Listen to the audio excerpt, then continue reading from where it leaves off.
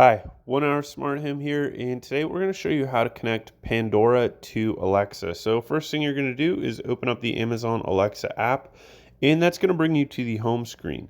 The next thing you need to do is go up here in the upper left where you see this menu button, and you're going to click on that. So once you've connected Pandora to Alexa, it'll allow you to play any music from Pandora on Alexa, which is a big benefit if you already pay for a Pandora subscription. So next thing we're going to do now is go all the way down here to the bottom where it says settings, and we're going to click on that.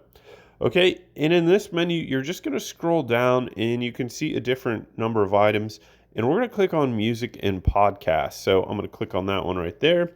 And you can see these different services, but we want to click link new service, the plus button, and we are going to hit that right there.